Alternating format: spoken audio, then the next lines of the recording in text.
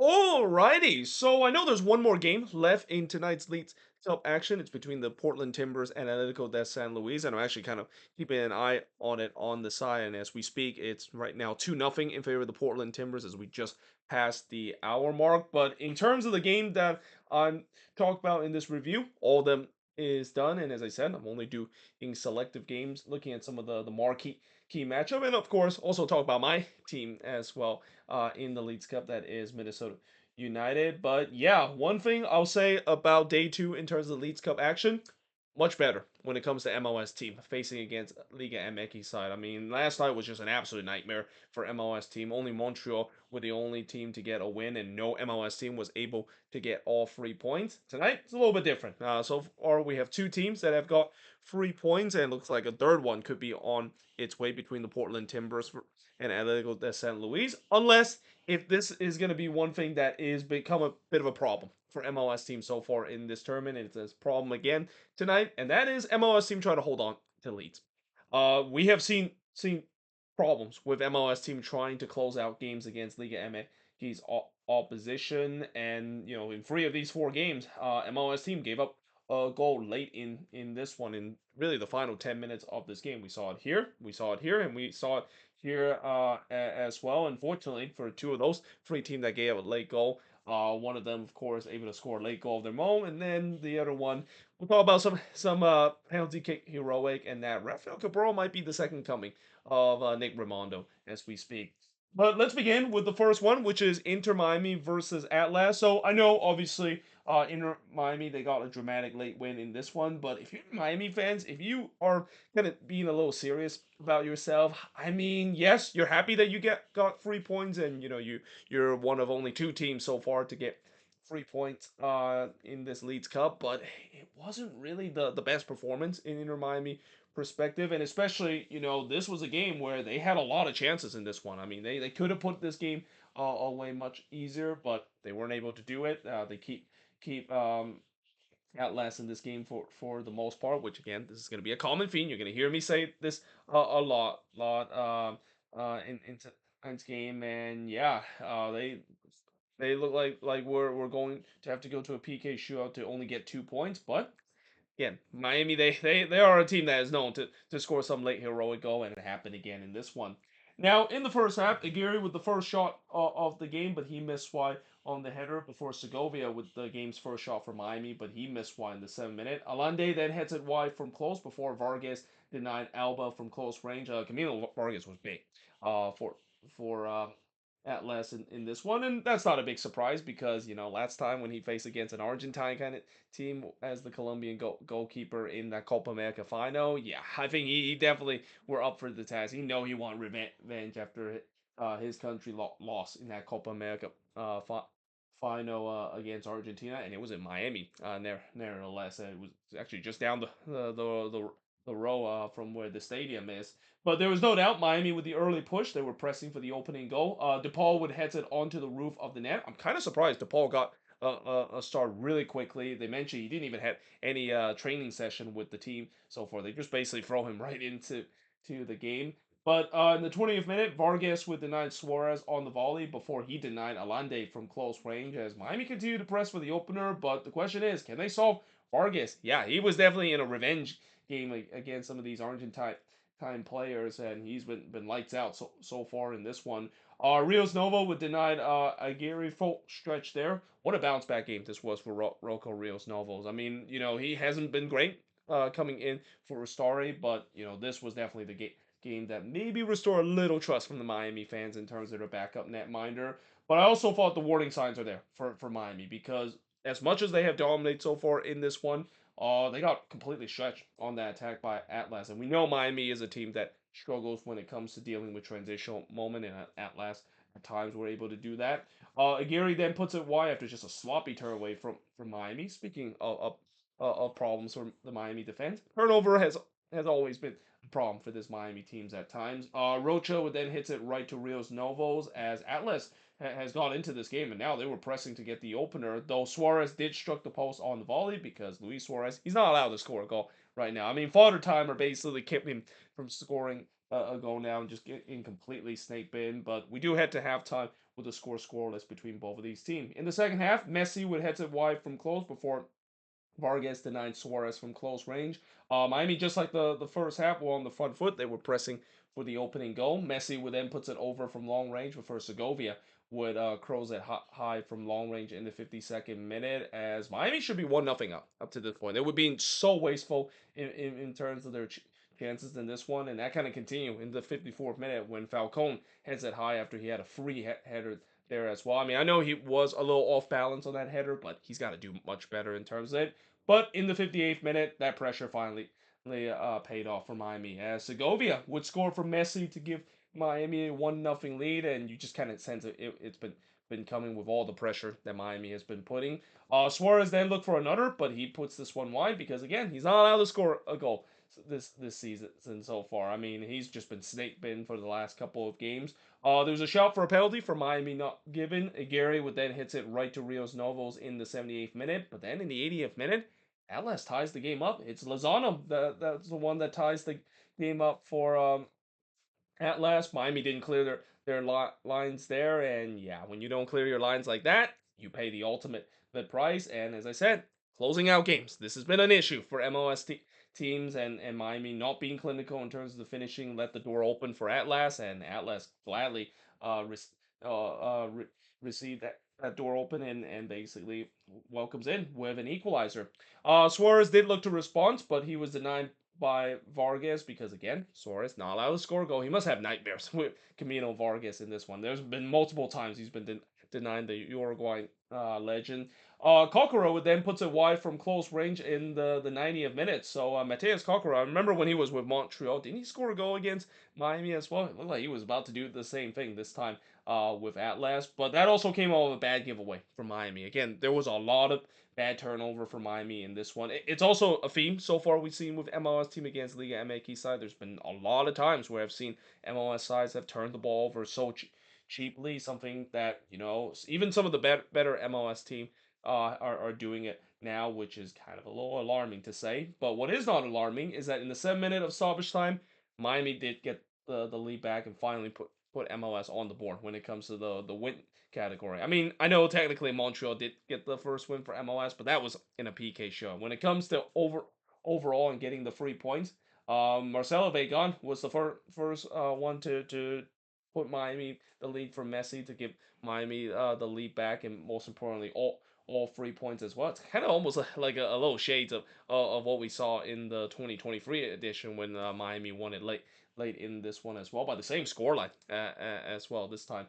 against Atlas. Now, originally the goal was disallowed for offside. They go to VAR to see whether or not, if it was offside, and it wasn't. I mean, I was tempted to write it on there, but I have seen before where calls have kind of gone against MLS team, and there's been some really questionable calls so far in these Leagues Cup. The refereeing quality has not been great in this Leagues Cup, but the good thing is they didn't botch it this time. It was the right call. Wagon was behind the ball when Messi plays it, and yeah, just like that, Miami gets the win there. They're the first MLS team to get the win after this game is over outright in regulation. The shots in this one, 18 shots compared to 14 that Atlas had, 7 shots on goal compared to 5 that Miami has, 7 shots off target compared to 5 that Atlas had, 7 shots that was blocked compared to 5 that Miami has, and possession-wise, 53% possession compared to 47% possession that Atlas has in this game. So as much as I know Miami will be happy with this result, and this is the beginning of them hopefully go on a deep run in this Leagues Cup, there's a lot of pressure on this team in terms of deliver once again, they're definitely one of the favorites to win this tournament. But yeah, this performance was definitely not one of the better ones that they have. But hey, that's what champions does. That's what good teams does. Even when they have a performance that they're a little off, especially with the finishing, they find a way. And Miami always finds a way, and they did it again in this one against Atlas.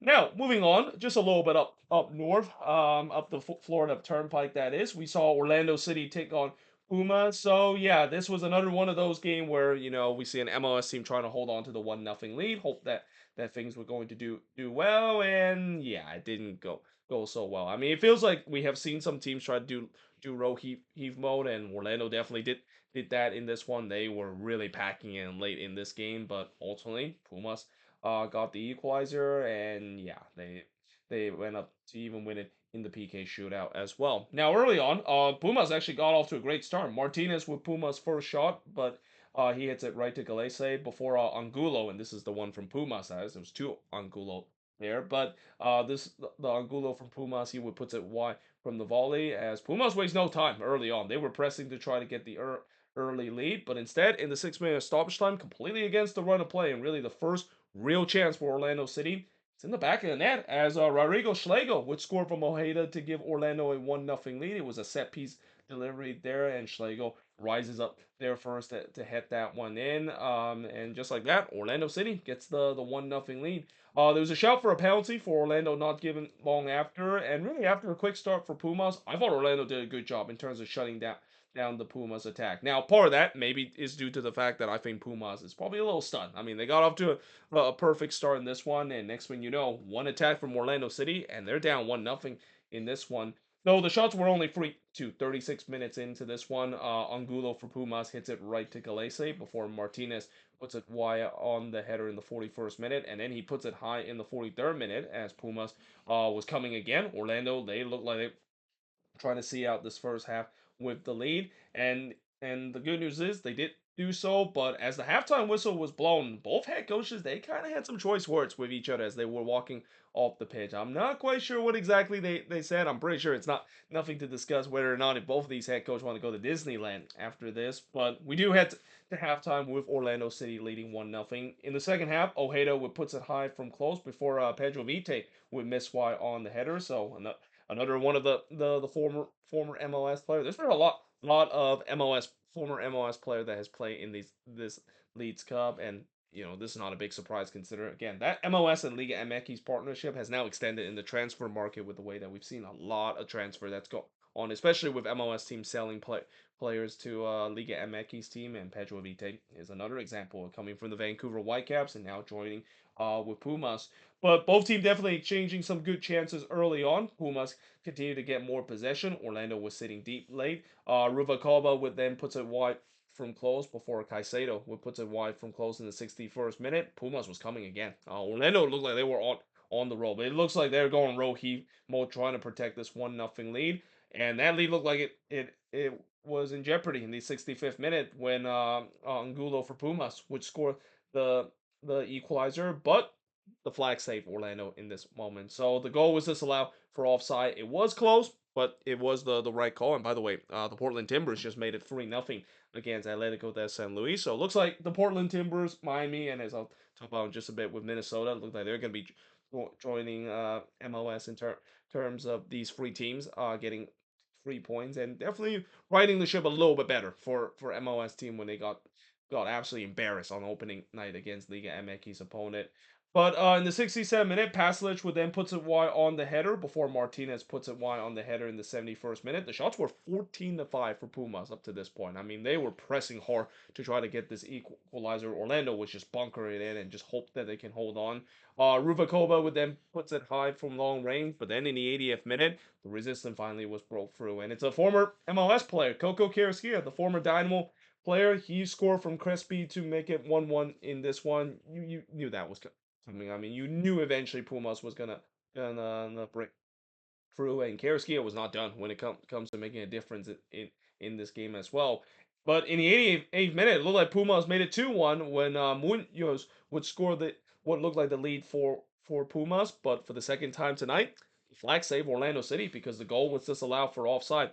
Orlando was just hanging on right now. You can clearly see that they're praying for PKs right now. Pumas was putting all the kitchen sink to try to get 3 points in regulation. The good news for Orlando City, they were able to hold on and at least get a point out of this one as we go to the PK shootout in this one. The bad news for Orlando City is that they didn't win the PK shootout. And they have been pretty poor when it comes to PK shootout in the Leeds Cup. They haven't had a lot of success in terms of the PK shootout in the Leeds Cup if you're going back to previous years. And in this one, no surprise that they lost this one. And it was actually Coco Carrasquilla, who of course scored the equalizer. He would score the winning goal in the shootout in round number 5 to give Pumas the extra point in this one. So yeah, in the end, It ends with Pumas winning in the PK shootout. The shots in this one, 17 shots for the 7 that Orlando City has. 1 shot on goal for the 4 that Pumas had. 7 shots off target for the 2 that Orlando City has. 3 shots that was blocked for the 6 that Pumas had. And possession-wise, 54% possession compared to 46% possession that Pumas has in this game. So as disappointing as Orlando City is when it comes to unable to hang on, I mean, you kind of saw it coming. We talked about before where you trying to hold on to leads, even when you're playing at home in this one. I mean, you just kind of had a sense with all the pressure that Orlando City was putting, just kind of almost bunkering in. It's never usually going to work well, especially when an MLS team play against a Liga MX side, and that's exactly what happened in this one. But you got to credit Pumas; they push hard to get the equalizer. They eventually get it, and then they get the job done in the PK shootout and get the extra point as well. Now, moving on in terms of the next match. So this is probably right now the most impressive performance so far by an MLS team. Though, as I said, that the Timbers does have a 3-0 lead, so you could say maybe the Timbers probably have the most impressive performance so far against the Liga MX side. Though I say that, but there were a little nervy moment in this game as well because it's not a Minnesota game. If there's no nervy moment as well, because as soon as I saw them give up a goal in this one and made it 2-1 up to this point, I started having PTSD that, oh boy, is this gonna happen again? And honestly, Minnesota is literally right there in terms of being the team that I expect the most out in terms of not able to close out games, because how many times I beat the dead horse about the Loons having problem in terms of closing out games and never make it easy on me. But the good news is they did make it a little easy late in this one, and I want to thank Anthony Marcanic for that. And I also want to say that they didn't pay that man. I mean, I know there's been rumors of the contract negotiation. They're still on it, and there's even negotiate or some rumors that he might be going to Europe as well, joining his brother as well. Not literally, but going to a different club in Europe. But I would love for the Loons to keep Anthony Marcanic. He has been huge for this team. Just an absolute steal that they got in the off season, and he scored a huge goal in this one that really just kind of calmed the nerve of every Minnesota fans and also maybe MLS fans thinking that, oh, this is going to be another MLS team that is going to blow a lead against Liga MX's opponent. Now, in the first half, the first shot of the game did see Longwane heads it wide before Hernandez would connect the first shot, but he puts it wide on the overhead kick. But then the 11th minute, Longwane scored, because of course Longwane scored. You know Leeds Cup Longwane is going to be back. He was one of the top goal scorers for the Leeds Cup a couple of years ago. He was going toe to toe with Messi with the gold the boot raise as well. But he scored here to make it 1-0 in favor of Minnesota. Rosales trying to make it 2, but he puts it wide from long range. But there was no doubt it was a positive start from the Loons. Much better compared to what we saw in the first half against St. Louis. Though again, it's not easy for that to not hard to do that when you're facing against a last place Liga MX team and you're playing at home. And by the way, the Timbers just made it 4-0, so technically they would actually be going at the top of the MLS standings by the end of tonight. And scratch what I said about Minnesota having the most impressive performance. Looks like the Timbers definitely had so. And this is also good news. The fact that it seems like they're playing, they're getting the win against Atletico de San Luis, because Minnesota will play Atletico de San Luis to finish out. They do have a tough game against Club America, but we'll get to that in just a bit. But anyway, as I said, the momentum was with the Loons. They were looking to try to get another, and they do. As in the 20th minute, Calvin Yoboa, he's been red hot lately, and he scored here to make it 2-0 in favor of Minnesota. This came off of a free kick. It's been a long time since I've seen Minnesota score a direct free kick goal. Not since Reynoso, the last time I remember Minnesota scoring a free kick goal. But nevertheless, this is one that, yeah, I mean, the wall not only did not do a good job in terms of it, but one of the player on the wall just kind of dug out of the way of the shot. I mean, I get it. Yes, that shot is coming at you at almost 100 miles per hour. But if you're at the wall, you cannot duck out of the way. Like, you have to be brave. You just got to take one for the team as well. And unfortunately, that Querétaro player didn't get that memo. He kind of got that out of the way, and yeah, that's in the back of the net. next thing you know. So it's 2-0 in favor of Minnesota. Villanova did look to respond, but he heads it wide there before long one. Or I'm sorry, Hernandez would miss one on a free header there in the 23rd minute. I thought alarm bells were starting to ring on this Loons back line. Keep in mind, this was kind of a bit of a makeshift Loons back line. They didn't really put all. They kind of put almost like a B plus team in this one. They did have some starters in this one, but they also rested some guy. That makes perfect sense because for Eric Ramsey, this is a very busy time for this team, and especially with the way that you got Club America on Saturday, you have to rest some of your players and not play them the full 90, knowing that you need your best team heading into that Saturday game down in Houston as well. But in the 30th minute, Gressel would put one into the stands before Diaz would put it wide as the flag went up. The shots were 8-5 for Minnesota up to this point, and Minnesota actually had 63% possession compared to 37 that Querétaro has had. That's not a joke. I mean, at one point they had 60 plus possession, and they're actually leading, which again, that feels kind of a surreal kind of stats consider. Anytime when Minnesota has that much possession, I don't usually feel well about this team because that's when this team tends to struggle. But hey, they're leading 2-0. They have the possession and they're actually playing keep away, which is kind of something that is good to see with this team because I don't want this team to just completely shut off and think that they can ride out with this 2-0 lead. Venegas then puts it wide on the free kick before Yeboah heads it just wide from close in the 44th minute. But we do head to halftime with Minnesota leading 2-0.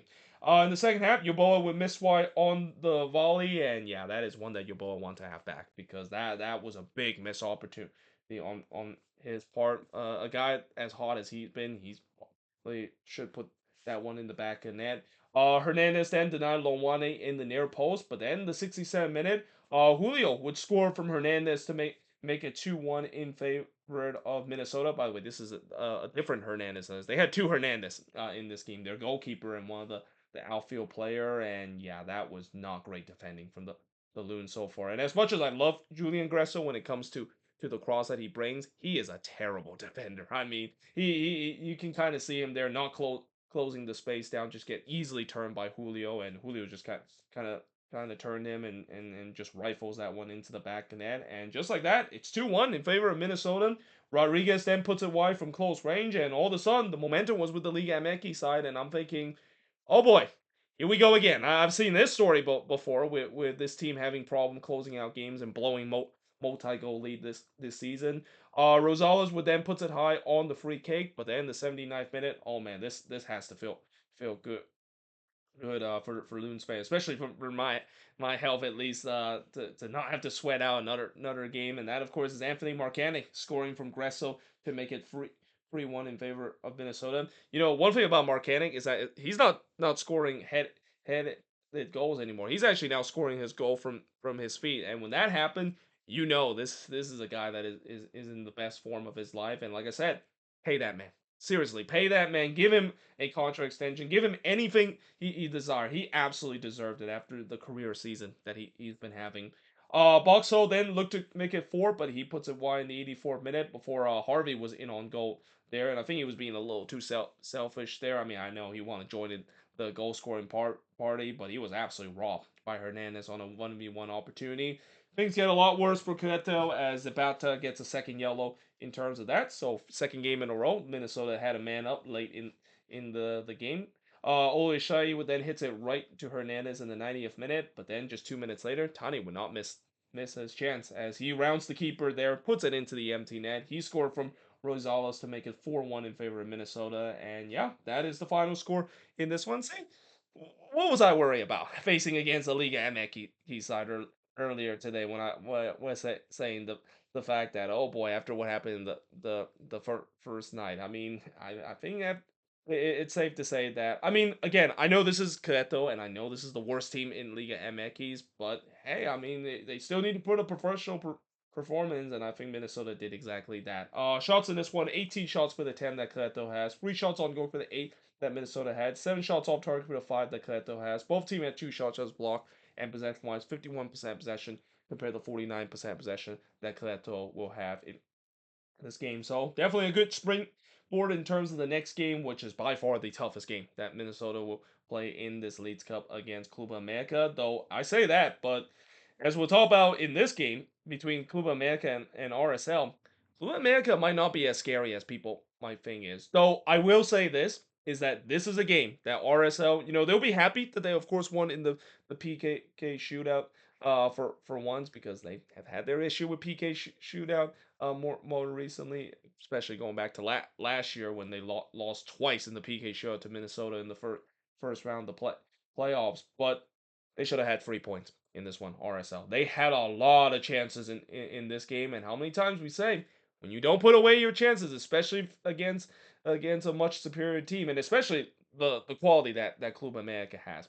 I don't think it was anybody surprised that Club America equalized late in this one, but yet you got to give a lot of credit to RSL in terms of keeping their composure heading into the PK shell. Like any team would be rattled because of that, and they also want to thank their goalkeeper Rafael Cabral, who, yeah, I think it's safe to say that he might be a second coming of Nick Remont still after this performance. Now in the first half, Rodriguez with America's first shot, but he missed wide there before Cabral denied Volante from close range. Not surprisingly, Club America was on the front foot. They were looking to try to get the opener. Though Malagon would deny Agata after a bad turnover from Club America. This would be a common theme in this game as well. So I talk about bad turnover from MLS side. It was in this game that it's actually the Liga MX side that was turning the ball over badly, and that's something you usually never said about Club America. But in this game, they were just so poor defensively in this one, giving the ball away cheaply. And then in the 16th minute, well, guess what? They had a bad turnover in this moment, and they were made to pay in this one as Diego Luna, Moon Boy, scores. Should I say Moon Man? He's not a boy anymore. He is definitely graduated to be a Moon Man here, but he scored here to make it 1-0 in favor of the host. And it was just an absolute gift there from America. This is just so unlike Club America. Just turning the ball over in a bad spot, and this time they were made to pay. And just like that, RSL have a 1-0 lead. They were pressing to try to get another one. America, they just look like they're completely rattled. They just look nothing like the team that we seen that are considered to be the giant of Mexico, and a team that has just been so dominant in the last couple of years in Liga MX. Zendejas then puts it wide from long range before Cabral would absolutely rob Fidel go from point blank effort. I mean, what a save that is from Rafael Cabral. And there was no doubt that America have kind of woke up. It feels like that hydration break really woke up the team. We kind of saw the same thing with Tigres, where Tigres kind of was come off slow off the line against Houston. Hydration break happened, and it really gave the momentum for the Liga MX side because in the 42nd minute, after I said America has woke up and that RSL now it feels like they need to be back in the surviving and suffering mode. Well, they gave up the goal in the 42nd minute as Brian Rodriguez, the former LAFC man, scored here to tie the game up at one apiece, and it was an absolute banger from the free kick. Cabral did get a touch to it, but there was no doubt that was going to go in. I mean, it was kind of amazing that Cabral actually even got a hand to this one, but nevertheless, what a banger that was from the free kick. And just like that, the game's tied up at one apiece, and you're thinking, well, the momentum's with America, right? This should be easy picking for them, right? However, in the third minute stoppage time, William Agata would make it 2-1 in this one from Callis Cam right on the stroke of halftime. They actually originally gave it to Gozo because when Agata hits this one off the post, they actually didn't give this as a goal, and then Gozo basically cleans up the mess and puts it in. But ultimately, they did change it to an Agata goal because the ball did cross the line when the ball hits off the post and cross the line there. Nevertheless, it's a goal for RSL. They lead heading in to halftime, and you're thinking, could this happen? Could RSL pull this off? In the second half, Gonzalez with hits it right to Malagon. Not much really happened in terms of chances, which I think that favorites RSL. They want to make sure America doesn't have any momentum heading their way and try to push for the equalizer. Luna was in on goal there, but he was denied by Malagon. I mean, Rose, that chance going to come back to haunt RSL because, again, I just feel like 2 goals is not going to be enough. There's no way in the world I thought this was going to end 2-1. I thought RSL desperately need that third goal, especially after what we've seen with MLS teams struggling to defend leads against Liga MX side. They need that two goal cushion, or maybe even three goals, because even a two-goal cushion, as we seen in Columbus yesterday, it's not a necessary save either. Gonzalez would then blast one into the Wastash range before Agata miss a tapped in here in the 80th minute, but Junta had a chance to hit this one pretty much virtually on the empty net. Dolan was on the ground here. Like he had no chance in terms of trying to save it. And instead, Junker just kind of hits it right to Malagon. I mean, that is just one that I am just almost befuddled in terms of seeing that not go in and make it 3-1. I mean, even immediately wrote and kind of quote what Brian Dunsip said in the color commentary. How in the world is that not 3-1? Like, how in the world did that not go in? And I immediately think after that chances, yeah, RSL is gonna blow this, aren't they? Like, that is gonna be one that RSL is going to think about if they don't put this game away and win this one as well. There was a shout for a penalty for America not given. Cabral would then deny Zendejas from close before Reyes thought that he got the equalizer for America, but you can clearly see the whistle was already blown before the goal was being scored for a foul there. Although America fans probably didn't hurt that and probably were not happy about that. So yeah, they basically told the referee he really sucked in a Spanish way, and they also did that chant again. You know what that chant is? I won't elaborate whatsoever.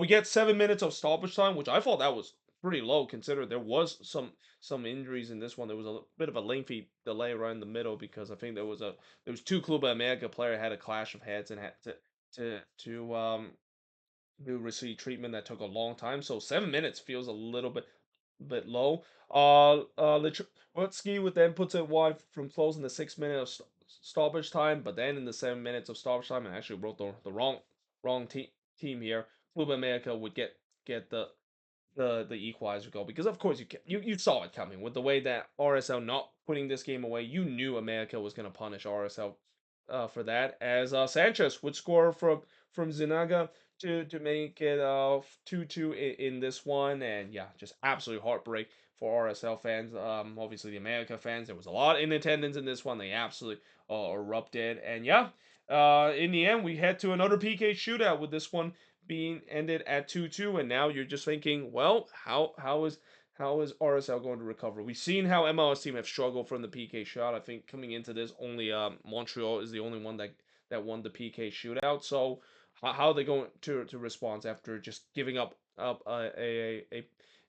least 2 points potentially in this game as well? Well, the good news is they have Rafael Cabral because, like I said, feels like he may be a second coming of Nick Raimondo after this game and maybe even after this season as well. I talk about how Rafael Cabral has been probably the most underrated goalkeeper in this league and a guy that single-handedly not only have won the job for RSL, but he's gonna be the guy that they've been looking for a long time since Raimondo retired from this team because he made not only a big save to deny Zanaga in round number 4 to win the PK shot, but he made 3 saves in the PK shot. Do you know how hard that is to do, especially with the quality that this Club America team brings? That is absolutely unreal, real stuff there from Phil Cabral. And yeah, in the end, despite the fact that RSL suffered a bit of a heartbreak late in the game, do get the extra point. What a roller coaster emotion this has to be if you're an RSL fan, from heartbreak to triumph late in this one. Shots in this one: 19 shots with 11 that RSL had, 7 shots on goal for the 8 that RSL had, 1 shots off target for the 6 that America has, 5 shots that was blocked for the 3 that RSL had, and possession wise, 52% possession compared to 48% possession that RSL has in this one. What a game this was for RSL, and in general, what a night this is for MOST. What a bounce back night it is for MLS team after an embarrassing displays that they've shown, and looks like we're just minutes away from the Timbers confirming getting that 4-0 win against Atletico de San Luis. So basically, we have 3 MLS team able to win in regulation, 4 if you include RSL winning against America in the PK shootout. And as a Minnesota fan, knowing that we're playing America next, I'm not sure should I be a little bit confident or should be concerned heading into that one. I mean, I'm gonna be confident the fact that America definitely looked beatable in this one, and especially with the turnover problem that America has had, and especially Minnesota likes to press teams. I think that could be an advantage for Minnesota, and especially with the way that Minnesota also is a kind of a team that likes to sit back and hit on the transition against America team that does like to have possession.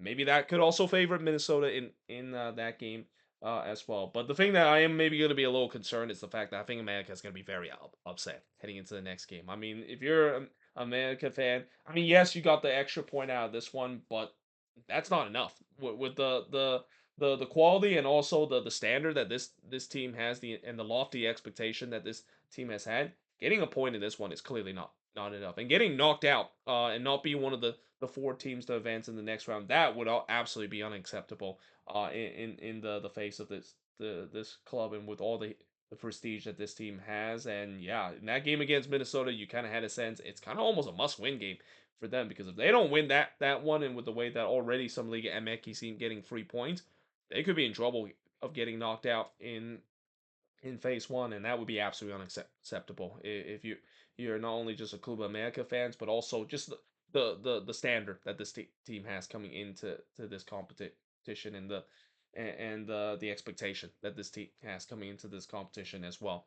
But there you have it. That is pretty much it for the review of all four of this game. A bit of a long review, that is, because again, gotta go a little detail in terms of talk about all of these games. We got a couple more games tomorrow that I'll talk about selectively. And by the way, I also forgot to mention other resort as well. So of course, the Portland Timbers winning 4-0. They're now actually at the top of the MLS standing as we speak. But yeah, other resort. I think there's only one other resort that I need to talk about. Yeah, the other resort that I need to talk about is Necaxa and Atlanta United. Yeah, Atlanta, miserable season continue. They lose 3-1 against Necaxa, and I have a feeling if Atlanta doesn't win any of these games, I wouldn't be surprised. They might do something similar to what they did to Frank DeBoer a couple of years ago, which, when Frank DeBoer got 0 points out of the MLS's back tournament, he got immediately shipped off it and got fired. And I feel like that could be the case for Ronnie Delia as well, because this feels like it's kind of the last chance for Atlanta to maybe salvage something after a disastrous campaign. And if they can't do so, yeah, I think Ronnie Delia might be out of the door by this tournament is over. But there you have it. That is pretty much it for this review. As always, let me know in the comments below, what do you think of this review I did in terms of tonight's game. Like I said, we got more games to talk about tomorrow as well. But until then, hope you guys enjoyed this video, and I will see you guys next time.